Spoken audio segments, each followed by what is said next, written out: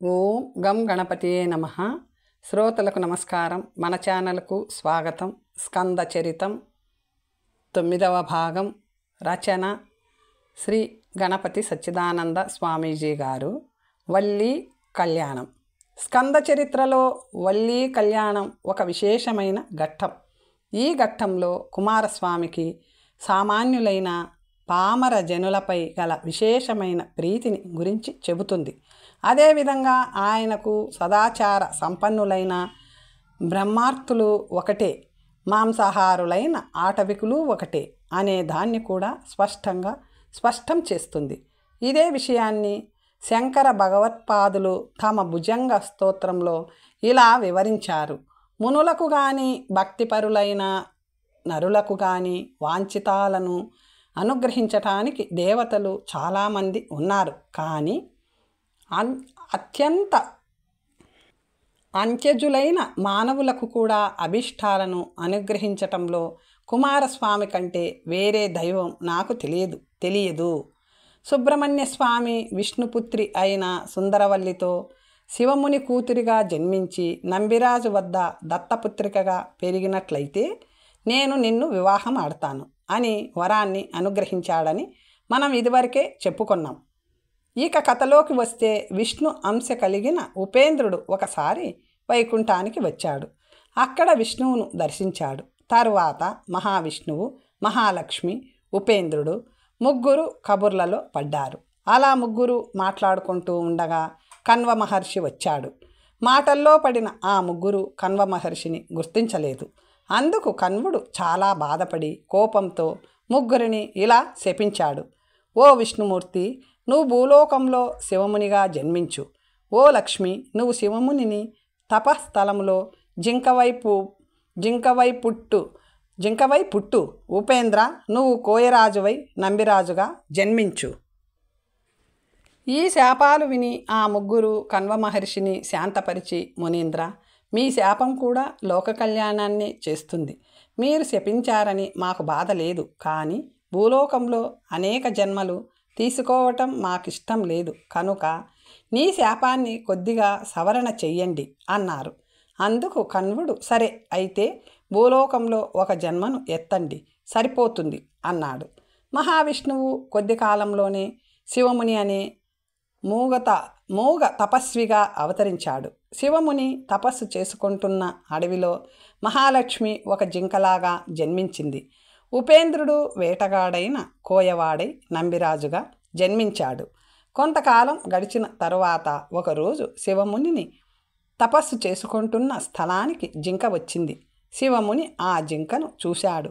శివమునికి ఆ జింక కళ్ళల్లో ఒక అద్భుతమైన కాంతి, ఆ కాంతిలో లక్ష్మీదేవి కనిపించింది. శివమునికి ఆ జింకపై ఎక్కడలేని ప్రేమ పుట్టింది. జింక కూడా శివమునినే చూస్తూ ఉండిపోయింది. ఇద్దరి చూపులు కలవటం వల్ల సంపర్కం ఏర్పడి జింక గర్భం ధరించింది. ఆ జింకకు ఒక అందమైన ఆడపిల్ల జన్మించింది. జింక పుట్టిన పిల్లను చూసి, ఇది జింకలాగా లేదు, ఏదో వింతగా ఉంది, పైగా పుట్టగానే లేచి పరుగులు పెట్టడం లేదు, దీన్ని పోషించడం నా వల్ల కాదనుకొని ఆ పిల్లను అక్కడే పొదల్లో విడిచిపెట్టి వెళ్ళిపోయింది. ఇలా ఉండగా ఆ అడవికి వేటకై నంబిరాజు వచ్చాడు. అతనికి చిన్నపిల్ల ఏడ్పులు వినిపించాయి. ఈ ఏడ్పులు ఎక్కడి నుండి వస్తున్నాయిరా అని వెతుక్కుంటూ వెళ్ళాడు. పొదల్లో చిన్నపిల్ల కనిపించింది. ఆ పాపను ఎత్తుకొని పొదల్లో దొరికింది కనుక ముద్దుగా వల్లి అని పిలిచాడు. వల్లి అంటే తీగ అని, పొద అని అర్థం. ముద్దులొలకబోస్తున్న వల్లీదేవిని తన ఇంటికి తీసుకువచ్చి పోషించసాగాడు నంబిరాజు. నంబిరాజు పోషణలో వల్లీదేవి మగరాయుడిలా పెరిగింది. వల్లీకి అడవి మృగాలన్నా భయం లేదు, దోపిడీ దొంగలన్నా భయం లేదు, బందిపోట్లన్నా భయం లేదు. ఇలా పెరిగి పెద్దదయింది. భూలోకంలో ఇలా ఉండగా నారదుడు కైలాసంలోని స్కందగిరికి వెళ్ళి సుబ్రహ్మణ్య స్వామిని దర్శించి స్వామిని ప్రార్థించి, సుందరవల్లి గుర్తుందా అని అడిగాడు. స్వామి ఏమీ తెలియని వాడిలా అమాయకంగా మొహం పెట్టి, సుందరవల్లి ఎవరు? నాకు నా దేవసేన తప్ప ఎవరూ తెలియదు అన్నాడు. ఆ మాటలు విని దేవసేన ఉప్పొంగిపోయింది. అప్పుడు నారదుడు, స్వామి, ఆ దేవసేనకే ఒక చెల్లెలు ఉంది, ఆమె నీ మరదలు, ఆమెను నువ్వు పెళ్లి చేసుకుంటానని మాట కూడా ఇచ్చావు, గుర్తు తెచ్చుకో అన్నాడు. నారదుడి మాటలు విని దేవసేన ఉలిక్కిపడి, ఏమిటి నారదముని, మీరు చెప్పేది నిజమా? నాకు చెల్లెలు ఉందా? ఆ చెల్లెల్ని మా వారు పెళ్లి చేసుకుంటానని మాట ఇచ్చారా? ఏమిటి మీరు చెప్పేది? నాకంతా అయోమయంగా ఉంది, కొంచెం విడమర్చి చెప్పండి అంది. అప్పుడు నారదుడు గొంతు సవరించుకుని వీణ మీటి వల్లీ దేవసేనల పూర్వ వృత్తాంతాన్ని అంతా గానం చేశాడు. అప్పుడు దేవసేనకు జరిగినదంతా గుర్తు వచ్చింది. వెంటనే స్వామి వైపుకు తిరిగి, స్వామి, నా చెల్లెలు అడవిలో ఉండటం నాకేమాత్రం ఇష్టం లేదు, వెంటనే వెళ్ళి తెచ్చేసేయండి అంది. ఆ మాట కోసమే ఎదురు చూస్తున్న దేవసేనాపతి వెంటనే తన మయూర వాహనాన్ని ఎక్కి వల్లీదేవి ఉంటున్న అడవికి సమీపంలో దిగాడు. అక్కడ తనొక వేటగాడిలా మారి నెమలిని వెనక్కు పంపించేశాడు. మెల్లగా ముందుకు కదిలి ఒక పొలంలో పక్షులని తోలుతున్న ఒక అందమైన పిల్లను చూశాడు. ఆమె వల్లీదేవి అని కుమారస్వామికి తెలిసింది. మెల్లగా ఆమెను సమీపించి, పిల్లా, ఇటువైపే పరిగెత్తుకుంటూ వచ్చిన జింకను గాని చూసినావేటి అన్నాడు. ఆ వేటగాడి మాటలను ఆ పిల్ల పట్టించుకోలేదు కదా, కనీసం ఆ వేటగాడి మొహమైనా చూడలేదు. ఓ పిల్ల, అడిగేది నిన్నే అని గట్టిగా గద్దించాడు వేటగాడు.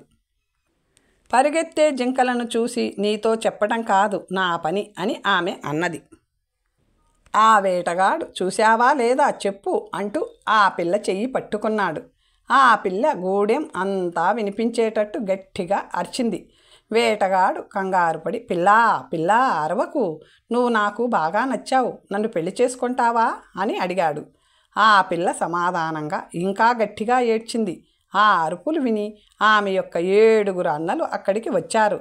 వాళ్ళు పరిగెత్తుకుంటూ రావటాన్ని గుర్తించిన వేటగాడి రూపంలో ఉన్న కుమారస్వామి వెంటనే ఒక పెద్ద చెట్టుగా మారిపోయాడు. వల్లి అన్నలు అక్కడికి వచ్చి అంతా వెతికి ఎవరూ కనిపించకపోయేసరికి ఆ పిల్లకు వయసు వచ్చినా ఇంకా పిల్ల చేష్టలు పోలేదు అనుకుంటూ వెళ్ళిపోయారు. వారు వెళ్ళిపోగానే ఆ చెట్టు మళ్ళీ వేటగాడిగా మారిపోయింది. ఈసారి వల్లీదేవి అరవనూ లేదు, కరవనూ లేదు. తన చేతిలో ఉన్న కర్రతో వేటగాడిని ఒక్క తోపు తోసింది. ఆ తోపుకు ఆ వేటగాడు చాలా దూరం పోయి పడ్డాడు. వల్లి మళ్ళీ పక్షులను తోలే పనిలో ఉండిపోయింది. కొద్దిసేపటికి వల్లీదేవి అటుగా వస్తున్న ఒక ముసలివాడిని చూసింది. ఆ ముసలివాడు నడవలేక నానా బాధపడుతూ ఉన్నాడు. వల్లీకి ఆ ముసలివాడిపై దయ కలిగి కొన్ని పళ్లను నీళ్లను తీసుకువెళ్ళి ఆ ముసలాయనకు ఇచ్చింది.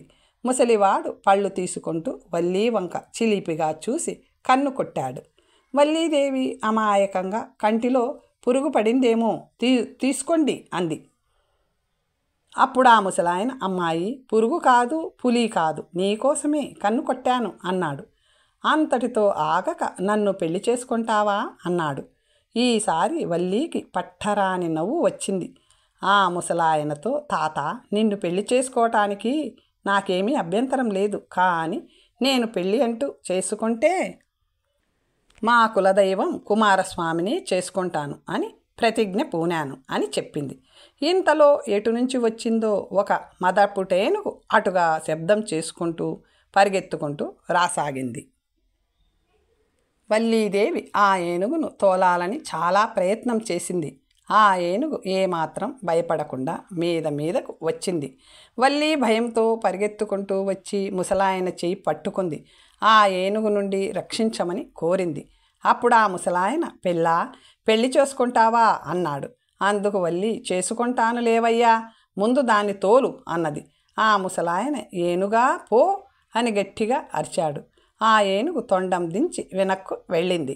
ఏనుగు వెళ్ళిపోయిన తరువాత ముసలాయన, పెళ్ళి ఎప్పుడు పెట్టుకుందామేమిటి అన్నాడు. వల్లీదేవి జరిగిన దాన్ని చాలా తేలికగా తీసుకొని, తాత, ఆపదలలో అబద్ధాలు చెప్పటం తప్పేమీ కాదు, నేను నా ప్రతిజ్ఞను వదలలేను, నిన్ను పెళ్లి చేసుకోలేను అంది. వల్లి ముఖం నుండి ఆ మాటలు వినిపిస్తూ ఉండగానే ఘీంకరిస్తూ ఏనుగు మళ్ళీ అక్కడికి తయారయింది. ఈసారి ఏనుగు వల్లీకి చాలా దగ్గరగా వచ్చేసింది. వల్లి మళ్ళీ ముసలాయనను పట్టుకొని రక్షించమని కోరింది. ఆయన మళ్ళీ పెళ్లి ప్రసక్తి ఎత్తాడు. ఈసారి మాట తప్పను, పెళ్లి చేసుకుంటాను అంది వల్లి. అప్పుడు ఆ ముసలాయన, గజముఖ, పిల్ల భయపడింది, వెళ్ళవయ్యా అన్నాడు. ఆ ఏనుగు తన తొండాన్ని ఆశీర్వదిస్తున్నట్టుగా పెట్టి వెళ్ళిపోయింది. గణపతి ఆ ఏనుగు రూపంలో వచ్చాడు. ఆ ఏనుగు వెళ్లే దారిని చూసి వల్లీదేవి ముసలాయన వైపుకు తిరిగి ఆశ్చర్యపోయింది. ఆమె ఒళ్ళు పులకరించింది. అమృత స్నానాలు చేస్తున్నట్టుగా అనిపించింది. దేవతాశ్రీలు తనను ఆకాశంలో తిప్పుతున్నట్టుగా అనిపించింది. ఎందుకంటే అక్కడ ఇప్పుడు ముసలాయన లేడు. చేతిలో వేలాన్ని ధరించి కిరీటంతో, సకల ఆభరణాలతో, దివ్య తేజస్సుతో, నెమలి వాహనంతో వెలిగిపోతున్న నంబిరాజు వంశ ఆరాధ్యమూర్తి అయిన కుమారస్వామి నిలబడి ఉన్నాడు. వల్లీకి చాలా సిగ్గు వేసింది. తనను రక్షించమని ప్రార్థించింది. పెళ్లి చేసుకోమని ప్రాధేయపడింది. ఆమె అమాయకత్వానికి, దృఢమైన భక్తికి మెచ్చిన కుమారస్వామి, నువ్వు ఈ క్షణం నుండి నా భార్యవు అన్నాడు.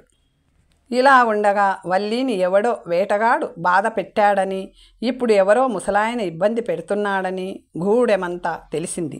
నంబిరాజు వాడి 7 కుమారులు పరిగెత్తుకుంటూ వచ్చారు. వారు వచ్చేలోగా కుమారస్వామి మళ్ళీ వేటగాడి వేషం ధరించాడు. వారు ఈ వేటగాడిని కొట్టడానికి ఆయుధాలు ఎత్తారు.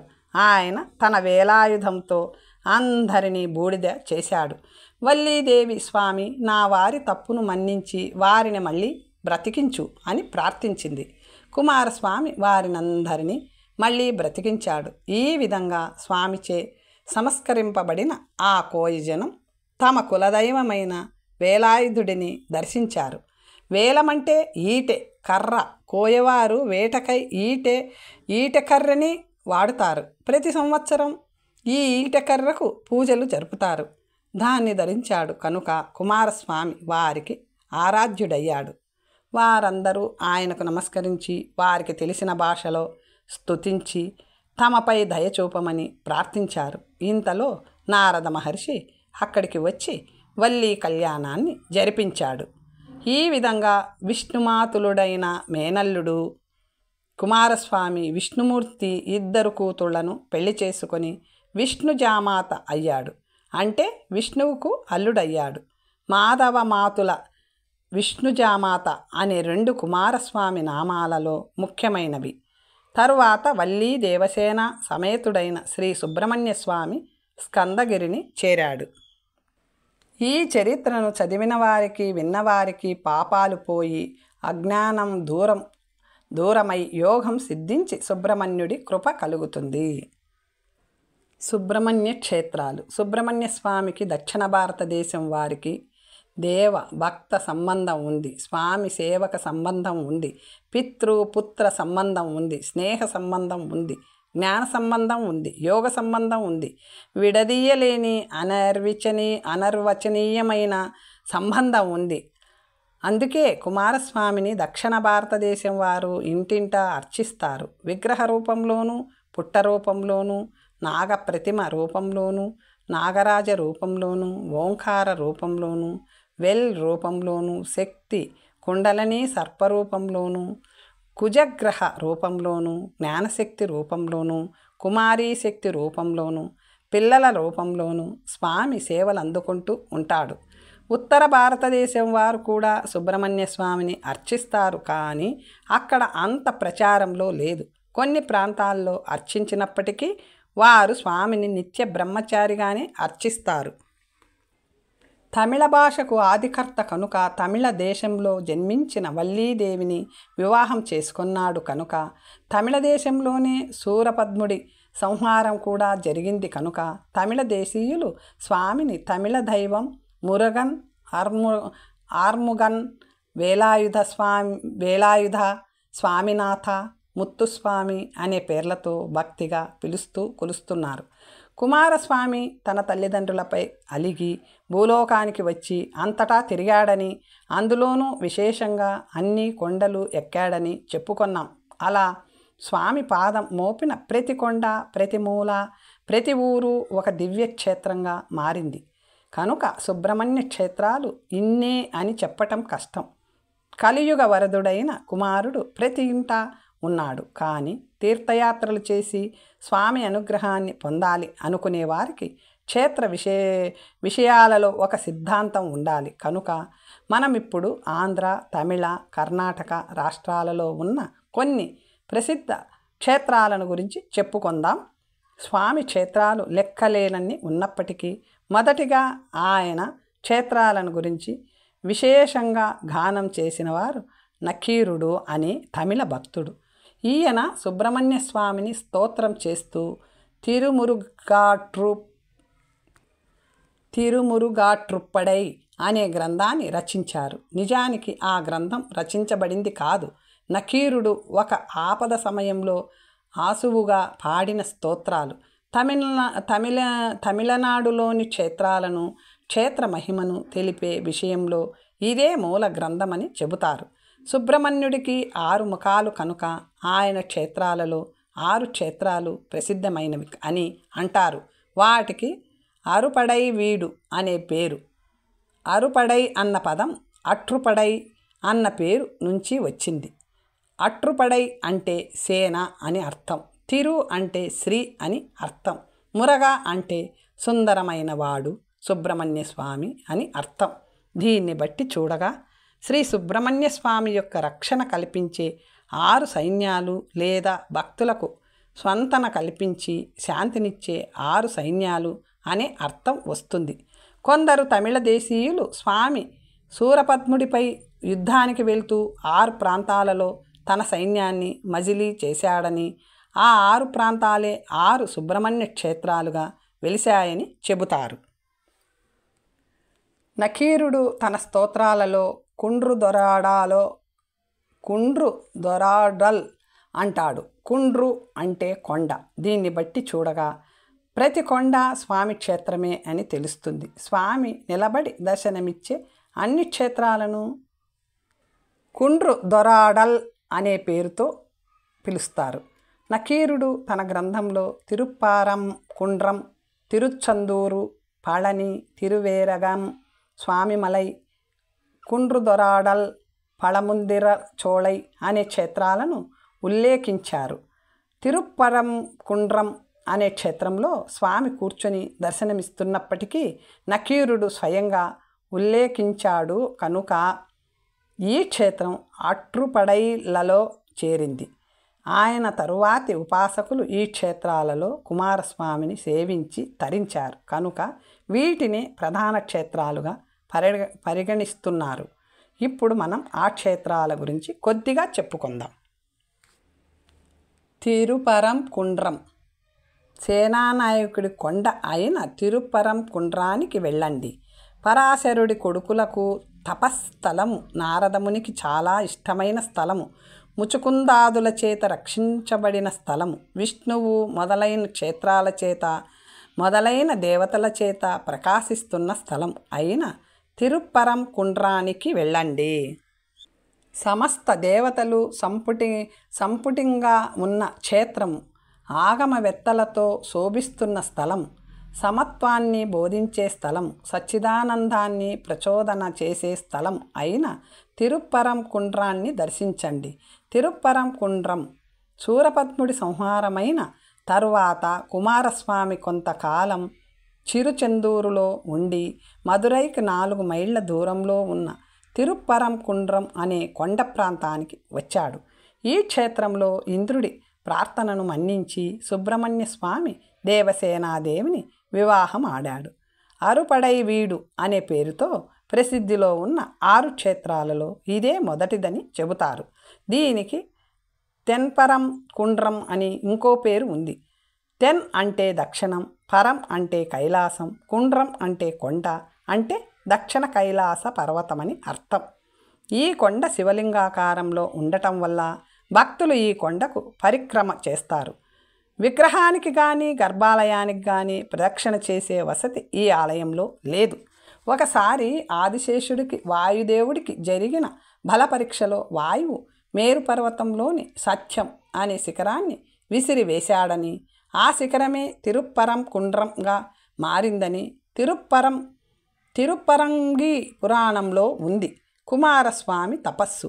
ఒకసారి కైలాసంలో పరమశివుడు పార్వతీ అమ్మవారికి ప్రణవార్థాన్ని ఉపదేశిస్తూ ఉండగా తన తల్లి ఒడిలో కూర్చొని బాలషణ్ముఖుడు ప్రణవార్థాన్ని తెలుసుకొన్నాడు.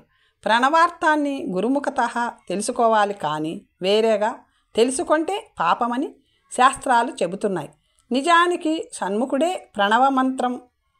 ప్రణవ మంత్ర స్వరూపుడైనప్పటికీ, శివషణ్ముఖులకు భేదం లేనప్పటికీ ప్రపంచానికి బోధించడం కోసం సుబ్రహ్మణ్య స్వామి తన పాపానికి పరిహారంగా తిరుప్పరంకుండ్రానికి వచ్చి తపస్సు చేశాడు. శివపార్వతులు స్వామి తపస్సు చేస్తున్న ఈ క్షేత్రానికి వచ్చి దర్శనమిచ్చారు. అలా దర్శనమిచ్చిన రోజును భక్తులు తైపుసా అనే శుభదినంగా ఆరాధిస్తారు.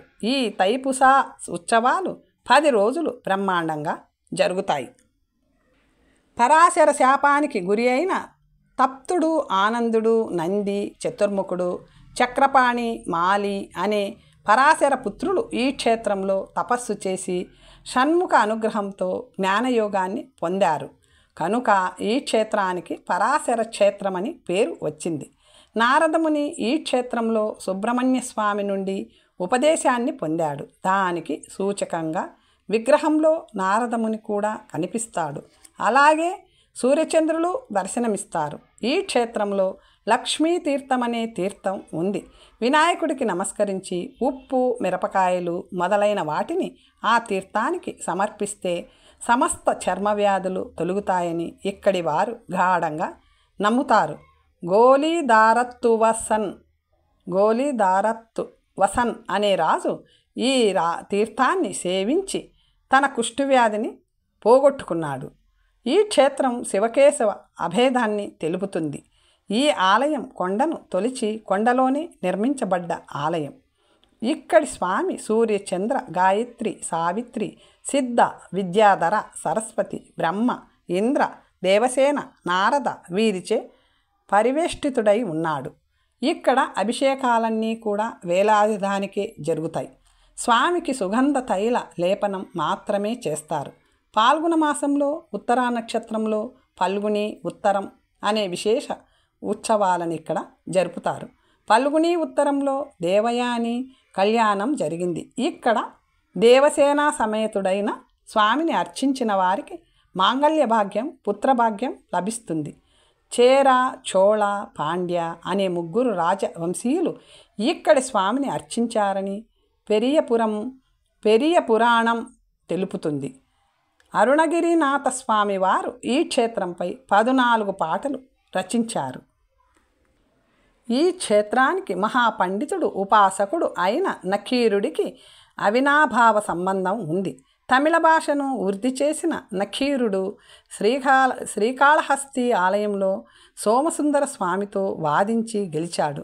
శివుడు అందుకు కోపించి నకీరుడిని కుష్ఠువాడివి కమ్మని శపించాడు.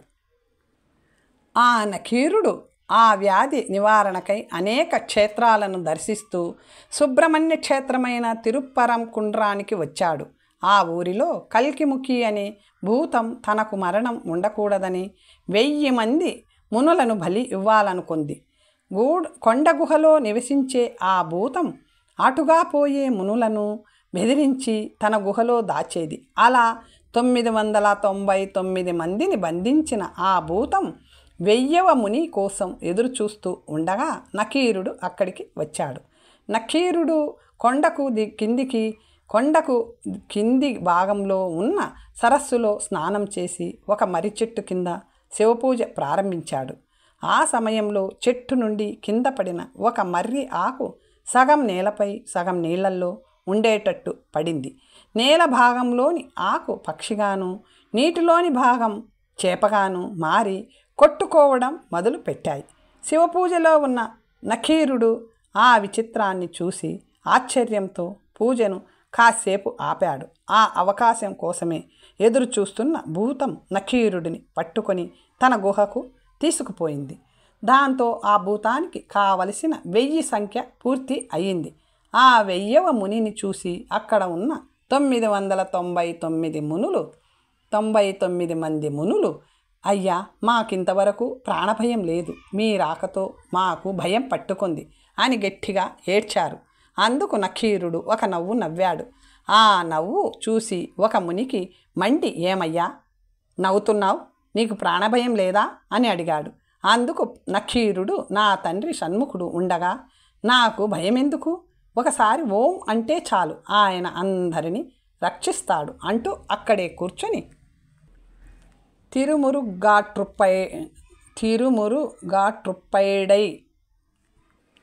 తిరుమురుగాట్రుప్పడై స్తోత్రాలను పాడనారంభించాడు. ఆ స్తోత్రాలు పూర్తి అవగానే సుబ్రహ్మణ్య స్వామి ప్రత్యక్షమై, ఏమయ్యా నఖీరా, నన్ను వృద్ధుడనటం ఏమైనా బాగుందా అని చమత్కారకంగా పలికి మాయమైపోయాడు. సమయస్ఫూర్తి కలిగిన నఖీరుడు వెంటనే తన స్తోత్రాలలో వృద్ధుడు అనే పదం తీసి యువకుడు అనే పదాన్ని చేర్చి మార్చి పాడాడు. స్వామిని భక్తిగా స్తుతించాడు. వెంటనే సుబ్రహ్మణ్యుడు ప్రత్యక్షమై ఆ భూతాన్ని సంహరించి 1000 మంది మునులను విడిపించాడు. కొందరు విద్వాంసులు నఖీరుడు శివుడితో వాదించిన క్షేత్రం మధుర అని, ఆయనకు ఏ వ్యాధి లేదని, శివుడిని వాదంలో ఓడించాడనే అనే దుఃఖంతో క్షేత్రాలు తిరిగాడని చెబుతారు. నఖీరుడు, స్వామి భూతం నన్ను తాకినందువల్ల నాకు పాపాలు అంటుకున్నాయి, పాప ప్రాయశ్చిత్తానికై కాశీకి వెళ్ళి గంగలో స్నానం చేసి వస్తాను అన్నాడు. తక్షణం షణ్ముఖుడు తన శూలంతో అక్కడి బండను కొట్టాడు. గంగాజలం పైకి ఉబికింది. నఖీరుడు సంతోషంగా స్నానం చేశాడు. ఇప్పటికీ ఆ బండ, ఆ శివలింగం, ఆ నీరు అలాగే ఉన్నాయి.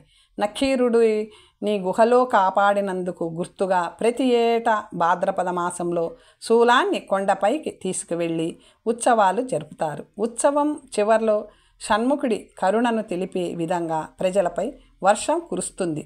ఈ ఆలయంలో భయాన్ని తొలగించే కుక్కుట ధ్వజం అతి ఎత్తులో ఎగురుతూ ఉంటుంది. అందరూ ఈ క్షేత్రాన్ని దర్శించి తరించవలసిందే.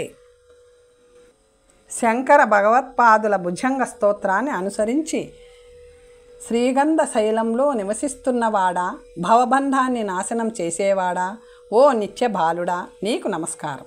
నేను దుఃఖంలో మునిగి ఉన్నాను, నువ్వు దీనబంధువు, నిన్ను తప్ప వేరే ఎవరిని ప్రార్థించను.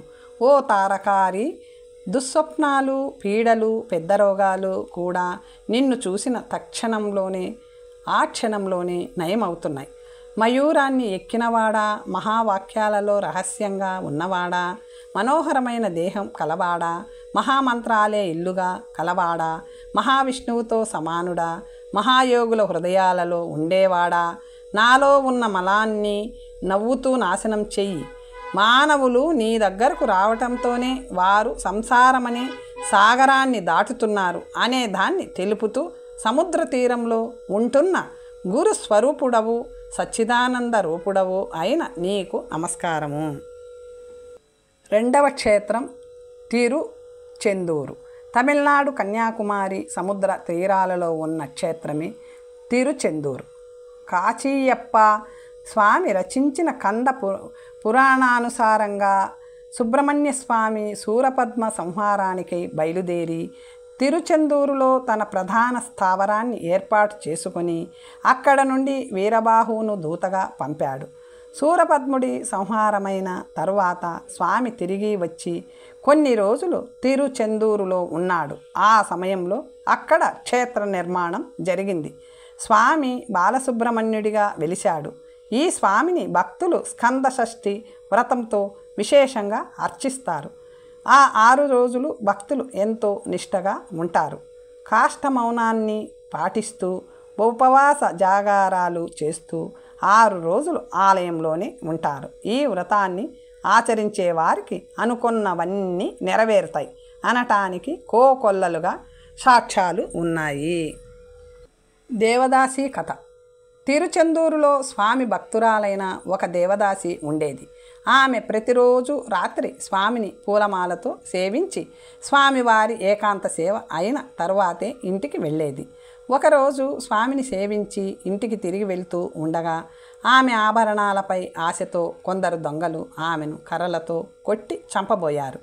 చీకటిలో దొంగలున్నారని తెలియని ఆమె తమలపాకు ఈ నెలను గిల్లి మురుగుగా అంటూ వెనక్కు విసిరేసింది. ఆ ఈనెలు వేలాయుధాలుగా మారి దొంగలను శిక్షించాయి. ఈ కథను కర్ణపరంపరై షయిద్గల్ అనే గ్రంథం తెలుపుతుంది. వైశాఖ మాసంలో విశాఖ నక్షత్రంలో స్వామి శూరపద్ముడిని సంహరించాడు కనుక ఆ రోజు ఇక్కడ కంద షష్ఠి అనే పేరుతో ఉత్సవాలు జరుపుతారు. ఈ ఉత్సవాలు జరుగుతుండగా స్వామివారిపై గల భయంతోనూ గౌరవంతోనూ సముద్రుడు కొద్దిగా వెనక్కు వెళ్ళటాన్ని ఈనాటికి చూడవచ్చు. తరువాత కథ వచ్చే భాగంలో తెలుసుకుందాం. ఓం స్వస్తి.